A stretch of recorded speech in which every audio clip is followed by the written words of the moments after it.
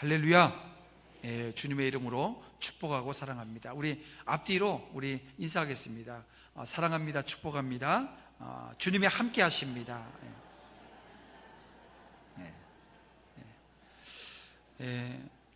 여러분, 한 주간 오늘 우리의 삶의 자리를 보게 되어지면요, 엄청난 비가 왔고요, 그 비로 인해서 정말 수많은 사람들이 수해를 입고 또 어떤 사람들은 목숨을 잃는 그런 모습들을 보았습니다. 참 무겁고 힘든 시간인데요, 이 시간 오늘 우리가 어떻게 하면 하나님의 사랑을 전할 수 있을까 다시 한번 묵도하고 또 하나님 앞에 설 수 있는 은혜가 있었으면 좋겠습니다. 이 좀 무겁지만 그래도 오늘 우리는 말씀 앞에서 하나님께서 우리가 가야 할 길에 대한 말씀들을 주시고, 또 오늘 우리에게 예수의 길, 그래서 그 예수의 길과 가장 유사하게 비슷하게 살았던 이 다윗의 길, 그래서 다윗이 간 그 길을 쫓아 오늘 우리의 믿음을 다시 한번 점검하고 신앙의 자리에 온전히 서는 은혜가 있기를 원합니다. 오늘은 다윗 복음으로 답하다 29번째 시간인데요, 위기 가운데 드리는 기도라고 하는 제목으로 말씀 함께 나누고자 합니다. 여러분, 이 블레셋과 이스라엘과의 전쟁은 이 사울과 이 다윗에게 아주 똑같은 위기였습니다. 우리가 지난주까지 사울이 그 위기 상황 가운데 어떤 일을 했는가라고 하는 것을 우리가 봤는데요, 사울은 그 위기 앞에 갖가지 방법으로 하나님의 말씀을 드리려고 하는 거예요. 하나님 말씀이 어디에 있는지, 뜻이 어디에 있는지 막 찾아보겠다는 거예요. 근데 그 방법이 엉뚱해요. 신앙에서 떠난 방법들을 가지고 헤매고 있습니다. 그런데 오늘 본문에 보면 이 다윗은 전혀 그런 모습이 없어요. 오히려 블레셋 왕의 충신인 양, 어떻게 보면 가장하면서 연기하면서 무사히 그 위기를 벗어난 것처럼 보이는 오늘 본문을 우리는 읽었습니다. 그런데 저는 이 본문을 쭉 읽어나가면서 몇 번 읽으면서 이런 생각이 드는 거예요. 여전히 이 사울에겐 하나님의 은혜가 없었지만 누구에게는요, 다윗에겐 하나님의 은혜가 있는 것을 발견하게 되었습니다. 그리고 이 본문에서 다윗이 기도했대요, 안 했대요? 기도했다라고 하는 내용이 없어요. 그런데 여러분, 기도했다라고 하는 내용은 없지만 사실 다윗이 10년이라고 하는 세월을 도망 다니면서 지금 가장 큰 위기 가운데 봉착했던 거거든요. 뭐냐면 목숨을 잃느냐라고 하는 이 문제를 넘어서 이 자기 정체성 자체가 완전히 없어지고 또 하나님의 약속의 말씀이 이루어지지 않을 수 있는 그런 상황 가운데 몰려 있어요. 자, 그러면 다윗이 기도했을까요? 안 했을까요? 여전히 잘 모르겠어요? 다윗은요, 기도하는 사람이었습니다. 그래서 우리가 시편을 보면 다윗이 수많은 위기 앞에 하나님 앞에 어떤 기도로 섰는지, 그리고 그 기도가 어떻게 이렇게 호소하고 싶어요? 그러면 이 절규하는 시로도 때로는 그 가운데 나를 인도해 주셔서 감사해서 감사시로, 또 어떤 그 시편은 찬양시로 이어지는 것을 우리는 보잖아요. 저는 그래서 오늘 본문에 다윗이 기도했다라고 하는 내용은 없지만 그냥 기도한 것이 아니라 아주 간절한 마음으로 기도했을 것을 믿어요. 왜요? 이 사람이 다윗이라는 거예요. 다윗이기 때문에 그 생각을 하고 그 상상을 하면서 제가 오늘 이 말씀을 보게 되었습니다. 그래서 위기 가운데 하나님께 기도드리는 이 다윗에게 여전히 하나님의 은혜는 임하고 머물고 흐르고 있다는 거예요. 그리고 어떻게 임했는지 흘렀는지를 우리는 말씀을 통해서 함께 살펴보기를 원합니다. 저는 먼저 그 은혜를 살피기 전에 이 11절 말씀을 좀 우리가 한번 읽어야 된다, 그리고 한번 생각해야 된다, 이런 생각을 합니다. 11절을 우리 다 함께 읽어보겠습니다. 시작. 이는 다윗이 자기 사람들과 더불어 아침에 일찍이 일어나서 떠나 블레셋 사람들의 땅으로 돌아가고 블레셋 사람들은 이스라엘로. 여러분 어떻습니까? 좀 떼어놔 주세요. 본문 말씀을 쭉 요 11절 말씀을 읽으면서 어떤 마음이 드세요? 다윗이 자기 사람들과 더불어 어디로 가요? 블레셋 사람들의 땅으로 가요. 근데 이 블레셋 사람들은 어디로 가요? 이스라엘이 어디입니까? 이스라엘 땅입니다. 이스라엘 땅, 이스라엘로 올라가고 있어요. 좀 묘한 기분이 들지 않으세요? 원래는 다윗이 어디로 가야 돼요? 이스라엘로 가야 돼요. 블레셋 사람들은요, 블레셋 땅으로 가야죠. 그런데 이 땅이 가고 있는 길이 바뀌어져 있어요. 뭔가 이상하다는 생각이 들지 않습니까? 그렇습니다. 여러분, 이것은 영적 역류 현상, 이걸 좀 확대해서 가면 그렇게 우리가 볼 수 있다는 거예요. 순리를 지금 거스르고 있는 거예요. 여러분, 왜 그러면 이런 현상이 일어났을까요? 이런 현상은 언제나 있을 수 있는 일일까요? 아니라는 겁니다. 이런 현상은 이것 때문입니다. 사울 왕이, 그리고 이 다윗이 하나님의 뜻대로 살지 못했기 때문에 이런 현상이 일어나는 거예요. 여러분, 사울은 신정 국가 왕국의 왕입니다. 이스라엘 왕이에요. 당연히 하나님의 말씀에 절대 순종하는 것이 맞습니다. 그런데 어땠나요? 그가 왕으로서 재위했던 기간이 40년입니다. 지금 마지막 40년째가 된 거예요. 근데 40년 동안 딱 2년 동안만 하나님 말씀에 순종하고 그 말씀을 따르는 삶을 살았고요. 나머지 38년은 자기 소견에 오른 대로, 그러니까 그 사사기적 삶을 이 사울 왕이 살고 있었다는 거예요. 불순종했다라고 하는 것입니다. 자기의 영광을 구하면서 인본주의자로 살았던 거예요. 그래서 하나님께 버림받아요. 이제는 하나님의 징계로 심판받을 위기에 놓여져 있습니다. 그래서 블레셋이 이제 하나님의 심판의 도구로 사용되어서 사울을 치기 위해서 어디로 가고 있어요? 이스라엘로 가고 있는 거예요. 또 다윗은 하나님으로부터 이 사울을 대신해서 이스라엘의 왕으로 이제 등극할 사람들입니다. 기름 부음 받았어요. 근데 그 역시 매사에 하나님의 뜻을 구하며 살아가야 하는 그 위치에 있었음에도 불구하고, 여러분, 사울의 추격이 너무 커요. 생명의 위협을 느껴요. 또 자신과 함께하는 사람의 숫자가 계속 늘어나요. 싸우는 사람들, 용사들만 600명이니까요 이 많은 사람들이 식솔이 더 이상 숨을 수도 없고 더 이상 먹는 문제를 해결할 수도 없고, 그러니까 그 인간적인 판단으로 보면 블레셋으로 가게 되면 더 이상 쫓기지 않고 가서 좀 잘하게 되어지면 먹고 사는 문제 해결받을 수 있을 거야 라고 하는 생각으로 그렇게 블레셋으로 가버렸던 겁니다. 이런 이유로 오늘 본문에는, 이 본문에서 이 블레셋 사람들이 어디로 가요? 이스라엘로 향하고 있어요. 그리고 이 다윗은 도리어 이스라엘로 돌아가지 못하고 이 블레셋 땅으로 가는 신세가 되어지고 만 것입니다. 순리대로라고 한다면 어떻게 하는 게 맞아요? 다윗이 이스라엘로 달려가서 지금 이 블레셋과의 일전을 준비하며, 그러니까 전쟁터에 서야 되는 거죠. 블레셋과 싸워야 했던 것입니다. 그러나 하나님의 뜻대로 살지 못한 결과 그는 도리어 이스라엘의 대적이 되어서 싸울 뻔해요. 이제는 겨우 하나님의 섭리로 그런 위기에서 벗어나서 이스라엘이 아닌 어디로요? 블레셋 땅으로 가고 있다는 것입니다. 여러분, 이 사실을 통해서 우리가 얻을 수 있는 교훈이라고 하는 게 뭘까요? 그렇습니다. 우리가 하나님의 뜻대로 살지 못하게 되어지면 오늘 우리 또한 이 다윗처럼 여러분 영적인 역류 현상 우리도 맞이하게 되어진다는 것. 여러분, 오늘 이 땅에는 일어나서는 안 될 여러 가지 부조리적 현상들이 나타나고 있습니다. 여러분, 이것은 세상이 타락하고 부패한 데서 그 원인을 찾을 수 있어요. 그러나 그러한 이 부조리적 현상이 나타나게 된 데에는 세상의 바른 가치관과 삶의 기준을 제시해 줘야 될 성도인 저와 여러분이 하나님의 뜻대로 살지 아니하고 세상을 따라 산데 그 책임이 있다고 해도 여러분 과언이 아닙니다. 또 오늘날 보세요. 교회가 이 타락한 세상으로부터 책망받는 시대가 되어져 버렸습니다.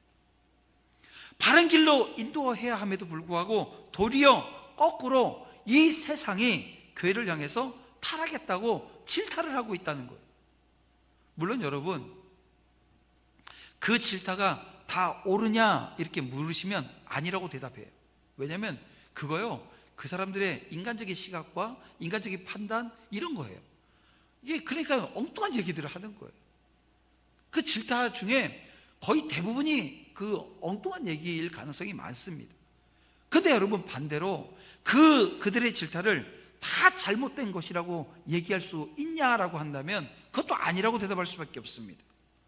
자, 이런 가운데 오늘 우리 안에 부끄러움이라고 하는 게 있는지 한번 보셔야 됩니다. 여러분, 어떻습니까? 세상의 질타로 인해서 여러분 부끄러우신가요? 왜 이런 역류 현상이 일어났다고 여러분 생각하십니까? 그것은 다시 말씀드리지만 오늘 우리가 하나님의 뜻대로 살지 못한 결과라는 것, 참으로 안타까운 현상이 우리 가운데 일어나고 있는 것입니다. 자, 그러면 어떻게 돼요? 이 안타까운 이 영적 역류 현상이 일어나지 않도록 우리는 예방해야 된다는 거예요. 비가 많이 오면 하수관에서 물이 역류합니다. 지금 그로 인해서 많은 어려움들을 우리가 겪고 있잖아요. 엄청난 피해가 옵니다. 사회적 역류 현상 역시 이 교회와 세상에 걷잡을 수 없는 해악을 준다는 거예요. 여러분, 블레셋의 침공으로 이스라엘이 멸망의 위기를 처하고 사울 가문은 여러분 파멸한 것처럼 말입니다. 따라서 우리는 이런 사회적 역류 현상이 나타나지 않도록 해야 되는데요, 여러분, 이에 대한 최선의 예방 조치라고 하는 것은 다른 게 아니에요. 오늘 우리가 하나님 말씀 앞에 오늘 우리가 서야 되고요, 그 말씀에 순종하는 삶을 사는 거예요. 여러분, 그렇지 않으면 넘어집니다. 여러분, 오늘 내 기준, 내 생각, 제가 생각에는요, 내 생각에는요, 이거 다 뽑아내야 됩니다. 하나님 말씀이 기준되어지는 자리에 서서 그 하나님의 기준으로 여러분 우리가 서야 되는 겁니다. 그리고 그 하나님의 말씀도 내 생각으로 판단하는 것이 아니라 성령께서 오늘 우리를 인도해 주셔서 그 말씀이 오늘 우리의 심령에 어떻게 보면 잘 박힌 목과 같이 박혀서 절대 뽑히지 않는, 흔들리지 않는 그 믿음으로 설 수 있도록 해야 된다는 거예요. 여러분, 그런 은혜가 우리 가운데 넘쳐나기를 주님의 이름으로 축원함을 드립니다. 그런가 하면 오늘 본문을 통해서 하나님의 구속사적 계획은 여러분 절대 수포로 돌아가지 않는다라고 하는 것을 알게 됩니다. 우리가 연약해서 어떤 실수를 한다 할지라도 하나님의 놀라운 섭리는 여러분 이 구속사를 절대 중단케 하지 않으신다는 거예요. 그래서 단절되어지지 않고 오고 계속 가게끔 하신다는 거예요. 그러게 오늘 본문에서 만나는 다윗이 어떤 하나님의 은혜를 입고 그 은혜로 살아냈는가라고 하는 것을 우리가 함께 발견해 봤으면 좋겠어요. 그 첫째가 이런 겁니다. 하나님의 은혜는 이 다윗을 불신자들로부터 인정받게 했다는 거예요. 여러분, 블레셋은 모든 군대를 아벡에 모아요. 부대를 편성해요. 그리고 이스라엘 군대가 있는 이스라엘 셈의 진친 그 이스라엘로 진격해 갑니다. 그런데 이스라엘 방백 중에 자기 진영 가운데 히브리 사람들이 섞여 있다라고 하는 것을 문제 제기하는 사람들이 나오기 시작합니다. 그래서 아기스가 거기에 대한 답을 이렇게 얘기해요. 다윗이 자기와 여러 날 여러 해 함께 했지만 그에게 문제가 없다고, 허물이 없다고. 그에게 뭐예요? 이 다윗이 자기 정체성을 잘 숨겨요. 자기 역할을 잘 수행해요. 우리가 여러분 다윗 잘 아시잖아요. 다윗은 아주 용맹한 용사였습니다. 그리고 문학가예요. 시를 쓰고 또 연주를 할 줄 아는 음악가이기도 했습니다. 그런데 저는 다윗이 가지고 있는 능력 중에 가장 큰 능력은 연기력이에요. 여러분들 중에 그 죽을 수 있는 그 상황에서 죽음이 앞에 있는데 미친 척을 해가지고선 진짜 미친 척을 해야 되는 거예요. 근데 우리가 TV 드라마 연기 잘하는 사람들 보지만 우리는 보면서 비슷하긴 한데 잘하긴 하네 이렇게 판단하지 그 연기를 진짜라고 보는 사람들은 별로 없거든요. 근데 다윗은 연기에서 살아나요. 지금도 오늘 본문도 보세요. 오늘 본문에도 다윗이 속으로는 어떻게 하고 있었다고요? 기도했을 거라는 거예요. 그 친절한 기도가 있는데 겉으로 드러나는 것은요 너무 천연덕스러운 거예요. 그런데 과연 연기로만 이 일이 가능했을까요? 아니라는 거예요. 다윗은 자기에게 주어진 일에 대해서 정말 최선을 다하는 충실한 사람이었습니다. 그런 점에서 볼 때 다윗은 오늘 우리 성도들에게 한 가지 모범을 보여줍니다. 그것은 언제, 어디서, 그리고 어떤 상황에서도 변함없는 신실함이라고 하는 것이 오늘 우리 가운데 있어야 된다는 거예요. 이게 참 성도라는 거예요. 여러분, 항상 변함없는 이 신실함을 유지하며 사는 건 지극히 어려운 일입니다. 더욱이 이런 거죠. 불신자들 가운데 이게 뭐냐면 이게 바르게 사지 않는 사람들이 참 많잖아요. 근데 그런 사람들과 함께 하면서 온전히 이 신실함을 잃지 않는 것, 여러분, 그러면서도 그 사람들이 칭찬을 하는 것, 이게 여러분 보통의 노력으로 된다고 생각하십니까? 아니라는 걸 우리는 잘 압니다. 만약 다윗이 그렇게까지 신실하게 행동하지 않았다라고 한다면 이 블레셋인들에게 그리 큰 허물도 되지 않았을 거예요. 왜냐하면 자기들처럼 사는데 그래 너도 뭐 똑같네 뭐 이렇게 말지, 그거 갖고 질타하지 않는다는, 바로 여기에 성도들이 자주 빠지는 함정이 있는 겁니다. 여러분, 그것은 바로 세상 사람들이 악하다라고 하는 사실을 자기 자신의 이 불의함을 정당화시키는 도구로 삼는 거예요. 여러분, 절대 그러면 안 돼요. 성도들끼리 모여있을 때 어떻습니까? 오늘 우리가 예배 드리고 끝나면 같이 식사하고 또 구역 모임도 갖고 서로 교제하고 하면서 어때요? 우리는 선하고 신실하게 행동을 합니다. 그런데 성도들이 세상 사람들 혹은 악한 자들 앞에서는 그 신실함을 잃어버리고 함께 그 신실함을 잃어버린 그 악한 자리에 그냥 같이 서버리는 거예요. 하지만 다윗은 하나님을 모르는 이 불의한 자들인 이 블레셋 사람들 가운데서도 이 신실함을 그대로 유지해냅니다. 그래서 다윗은 어떻게 해서 이 악한 자들 앞에서 어떻게 이렇게 변함없이 이 신실함을 유지할 수 있었는가? 여러분 궁금하시죠? 저도 궁금하더라고요. 근데 왜 그랬을까? 묵상해 보니까 여기엔 분명한 답이 있는 거예요. 다윗은 이 블레셋 사람들을 의식하지 않아요. 사람이 사람을 의식하지 않는 게 되겠어요? 의식했겠죠. 근데 그 의식하는 정도가요 순서가 정확한 거예요. 다윗은 그러면 이 블레셋 사람들을 의식하지 않았으면 누구를 의식했겠어요? 전능하신 하나님을 의식하는 자리에 서 있었다는 것입니다. 그래서 다윗이 이 모든 그 여정을, 그리고 다윗의 시편을 읽게 되어지면 분명한 것은 다윗이 신전 의식을 가지고 있었다는 거예요. 다시 말하면 코람데오, 하나님 앞에서의 삶을 살았다는 것입니다. 그것도 여러분 내 가장 가까운 사람, 내 가장 가까운 사랑하는 사람, 친한 사람, 정말 마음을 나눌 수 있는 사람 다 있어도요, 그 하나님이, 이 신실하신 하나님께서 더 가까이 계시는 거예요. 여러분, 이게 되어지지 않으면 오늘 우리는 여지없이 내 친한 사람이 하니까, 쉽게 하면 이거예요. 목사님이 하니까 나도 하는 거예요. 장로님도 하니까 나도 하는 거예요. 뭘요? 못된 짓, 나쁜 짓. 그런데 심지어 목사가 제대로 서 있지 못해서 엉뚱한 짓을 하더라도 어때요?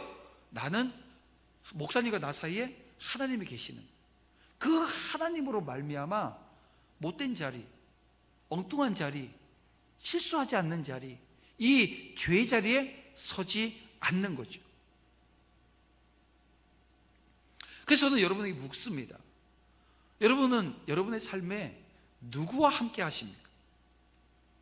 오직 자신만의 이익을 위해서 살기 위해서 이것저것 가리지 않고 일을 처리해내는 여러분, 그런 세상 사람들 앞에 여러분 서 있으면서 여러분 어떤 의식을 갖고 살아가냐라고 하는 거예요. 여러분, 우리가 결코 놓치지 말아야 할 것은 이 땅에 내가 같이 하는 많은 사람들, 그 사람들보다 오늘 우리는 하나님과 더 가까워야 된다, 가까이 해야 된다, 이 사실입니다. 그래서 어떤 처지에 있든지 설령 악인들 가운데 들려있다 할지라도 그 가운데 하나님께서 우리와 함께 계시고 우리를 지켜보신다라고 하는 사실을 기억해야 된다는 거예요. 그래서 악인들 앞에서조차 성도다운 이 신실함을 잃지 않고 하나님의 백성으로서 의연하게 살아가는 거죠. 그럴 때 악인들도 우리의 옳은 행실 앞에 무릎을 꿇을 것입니다. 그래서 이 가드왕 아기스가 어떤 말을 해요? 오늘 6절에 보니까 이런 말을 합니다. 여호와께서 살아계심을 두고 맹세하도니 라고 하는 말을 해요. 이게 지금 하나님의 살아계심을 두고 맹세는 누가 하는 거예요? 오늘 우리가 해야 될 것 같잖아요. 우리도 그거 안 하잖아요. 왜냐하면 하나님이 내 이름으로 맹세하지 말라고 했으니까. 그런데 이 믿지 않는 자가, 이 불신자가 하나님의 이름으로 맹세한다고 얘기를 합니다. 여러분, 우리와 함께하는 자들의 입에서 여러분 흘러나올 만한 일이 되어지기를, 이 말씀이 되어지기를 주님의 이름으로 축원함을 드립니다. 그래서 이 다윗이 불신자들 앞에서도 지금 인정받는 모습이 있었다. 왜요? 하나님의 은혜가 그 가운데 흘렀기 때문에, 흘러가고 있기 때문에 그런 겁니다. 그런가 하면 이 하나님의 은혜는 이 다윗이 이 과거에 당했던 이 억울함이 보상되어지게끔 하더라는 것입니다. 자, 하나님의 은혜를 입어 이 불신자에게 인정은 받았지만 다윗을 향한 아기스의 신임은 이스라엘과 전쟁을 앞둔 상황에서 다윗에게 오히려 큰 문제였다는 것입니다. 왜냐하면 이스라엘 군대와 싸워야 했기 때문에 그래요. 바로 이때 블레셋 방백들이 전쟁터에 이 다윗과 함께 나가는 것에 대해서 반대를 합니다. 왜요? 배반할 거라는 거예요. 이스라엘과 블레셋 사이에 그 벌어졌던 이제 31장에 가게 되어지면 여러분 길보아산 전투가 나옵니다. 여러분 이 전투가 가지고 있는 의의가 상당히 큽니다. 뭐냐면 이 전쟁을 통해서 누가 죽어요? 사울 왕과 그의 아들 요나단이 죽어요. 그래서 그로 인해서 벌어지는 일이 뭡니까? 다윗의 시대가 시작되어지는 거예요. 실로 이 길보아산 전투는 구속사를 이끌어 가시는 하나님의 주권을 새삼 인식하게 해주는 사건이 아닐 수가 없습니다. 근데 여러분, 이 길보아산 전투와 관련해서 우리는 또 하나의 교훈을 우리가 찾아볼 수가 있는데요. 여러분, 당시 이스라엘과의 아주 중대한 결전을 앞두고 있었던 이 블레셋 연합군의 수장격인 이 가드왕 아기스가 이 다윗을 이 전쟁에 참여시키려 했다는 거예요. 다윗과 그가 거느리고 있는 이 용사들 얼마나 용맹한지에 대해서 알고 있는 내용이에요. 근데 용맹하기 때문에 전쟁에 참여해달라 이런 얘기를 한 게 아니고요. 여기에는 계획되어진 속셈이 있었습니다. 뭐냐면 이런 거죠. 다윗이 이스라엘과의 전쟁에 나아가게 되어지면 이스라엘 군들이 어떨까요? 다윗이 어떤지 알아요. 10년을 쫓아다녔는데 자기네가 한 번도 이긴 적이 없어요.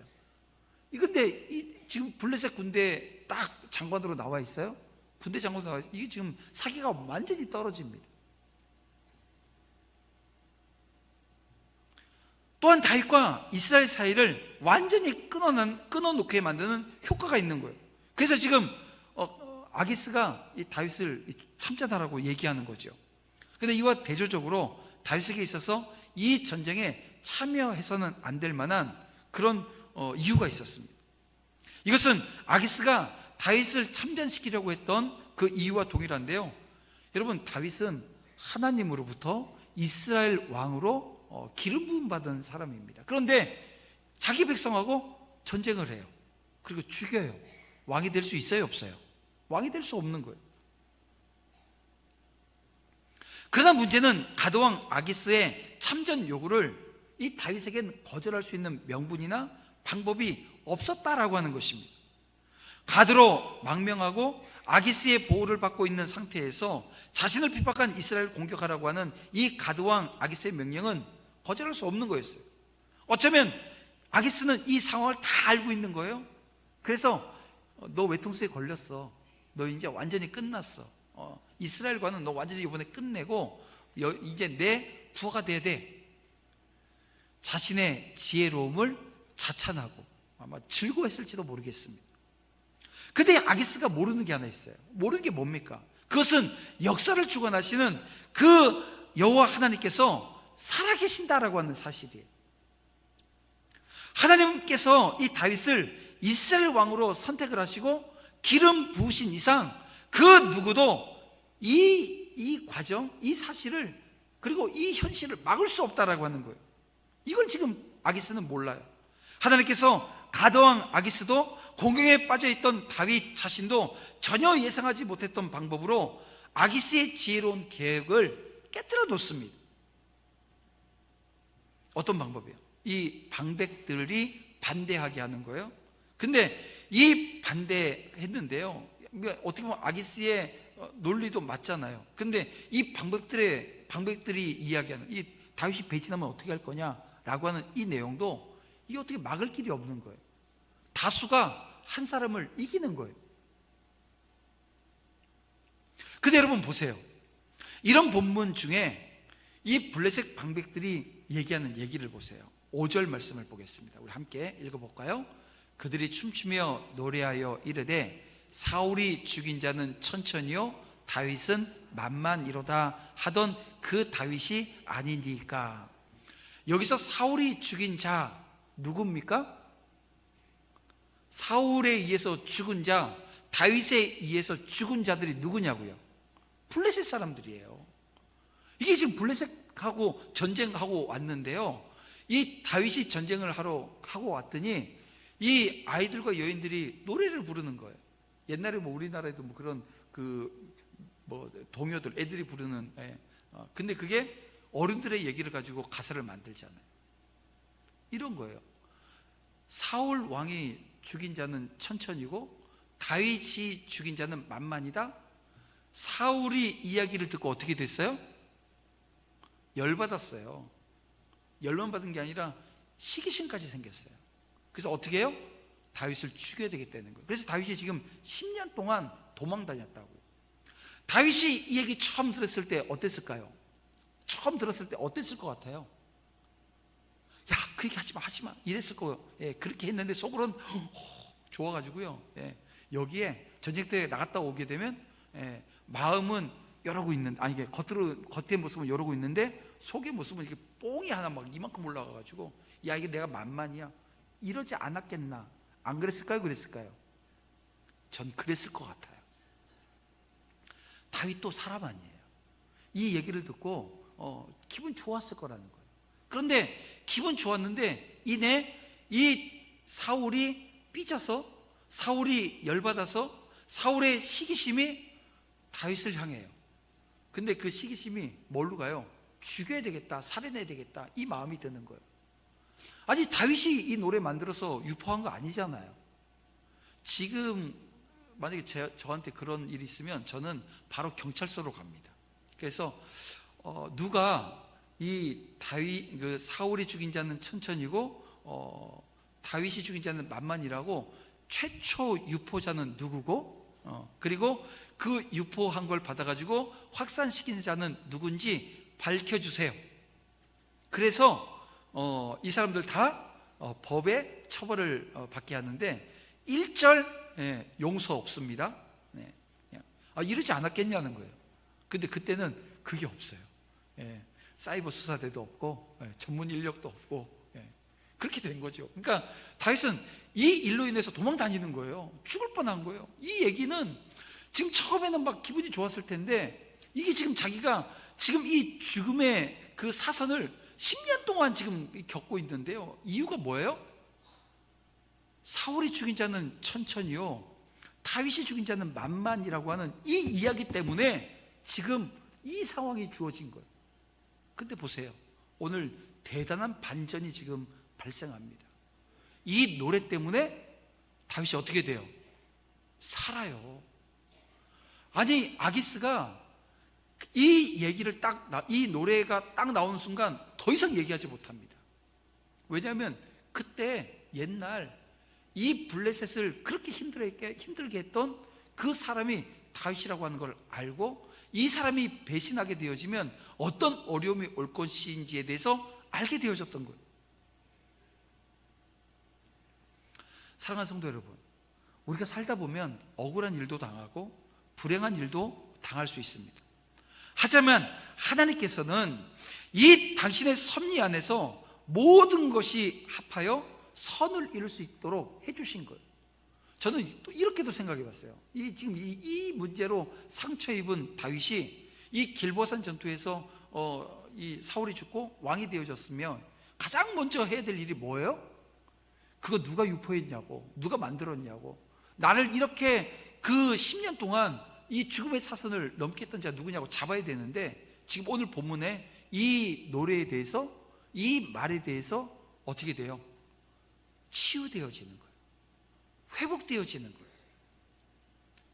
이걸 지금 하나님께서 경험하게 하신다는 것입니다. 과거에 억울하게 당했던 그 억울함이 이 보상되어지는데요, 이 보상 또한 같은 것으로 보상하시는 하나님. 그래서 여러분, 오늘 우리 안에 상처 있어요. 근데 이 상처가 하나님이 그 상처를 회복시키시고 깨뜨려 주시는 것은 같은 것으로 같은 회복의 자리에 주실 때가 있다는 거예요. 다윗처럼 말입니다.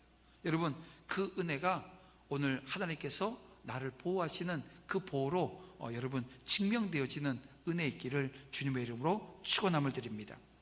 다윗은 방백들의 반대와 아기스의 회군 명령 속에서 뛸 듯이 기뻤을 거예요. 그런데 기뻐했어요, 안 했어요? 안 합니다. 도리어 어떻게 합니까? 8절에 보니까 이스라엘을 내주 왕의 원수라고 부릅니다. 그러면서 아기스에게 충성을 다하는 것처럼 합니다. 그러자 아기스는 다윗이 하나님의 전령같이 선한 것을 안다고 하면서 그를 달래서 보내요. 그런데 가는 곳이 다르다 그랬죠. 제가 서론에 말씀드렸지만 아기스가 가야 될 곳은 이 블레셋이고 다윗이 가야 될 곳은 이스라엘인데 거꾸로 가요. 이게 지금 엄청난 복선을 깔고 있습니다.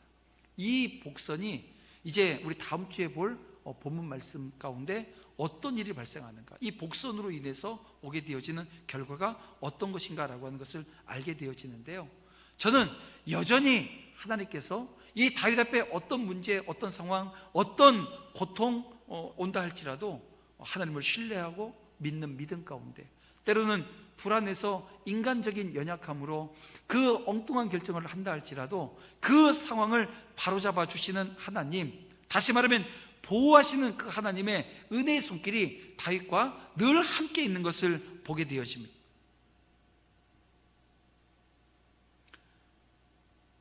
다윗은 하나님께 특별히 제사를 드리거나 대단한 종교 의식을 행하지는 않았어요. 하지만 그 하나님을 향한 중심은 여전했다는 거예요. 그래서 하나님은 그 중심을 보시고 다윗을 보호하시더라는 거예요. 중심으로 하나님을 섬기는 자는 이처럼 하나님의 돌보심을 얻게 되어진다는 것을 여러분 믿으시길 바랍니다. 그래서 오늘 우리 중심이 하나님을 향할 수 있도록 여러분 해야 된다는 거예요. 다윗은 이 블레셋에 거주하는 중에도 이스라엘의 대적들을 치면서 이 이스라엘에게 유익을 주려고 최선을 다했어요. 이처럼 그는 하나님이 자신이 처한 현실에서 하나님을 인식하고 하나님께 순종하며 이스라엘 위해서 자기가 서야 된 그 자리에서 헌신하려고 했어요. 그래서 스스로 아무것도 할 수 없는 큰 위기 앞에서 하나님께 도움을 구할 때 하나님께서는 그의 손을 잡아주시고 그를 그 사망의 음침한 골짜기에서 구원해 주시는 거예요. 사랑하는 성도 여러분, 우리도 주어진 일상의 그 중심으로 그 하나님을 모셔드려야 됩니다. 그리고 그 하나님을 인정하고 섬기는 성도가 되어야 한다는 거예요. 그다음 무엇보다도 위기 가운데 필요한 게 뭡니까? 하나님께 호소하는 겁니다. 그때 하나님께서는 긍휼히 여기셔서 피할 길을 열어주시는데요, 제가 오늘 새벽에도 함께 말씀드렸지만 성도들의 기도는, 저와 여러분의 기도는 하나님 앞에 상달되어집니다. 응답되어지는데요, 어떻게 해요? 우레와 지진과 음성, 이게 여러분 어떻게 보면 큰 응답의 역사를 오늘 우리에게 주신다는 거예요. 믿음을 가지고 기도하게 되어지면 하나님께서 오늘 우리에게 길을 내시는데요, 피할 길을 내시고 오늘 주님 가신 그 길 위에 온전히 설 수 있도록 역사하시며 인도해 주신다는 거예요. 사랑하는 성도 여러분, 위기 가운데 계십니까? 기도하시길 바랍니다. 여러분, 하나님의 은혜가 임하는 은혜의 역사를 경험하게 되었는데요, 여전히 내 안에 흐르는 하나님의 은혜를 여러분 충만하게 여러분 체험하고 경험하는, 그래서 십자가 복음이 오늘 우리 가운데 어떤 은혜로 다가와 있는지를 다시 한번 확인하고 고백할 수 있는 우리 모두가 되어지기를 주님의 이름으로 축원합니다.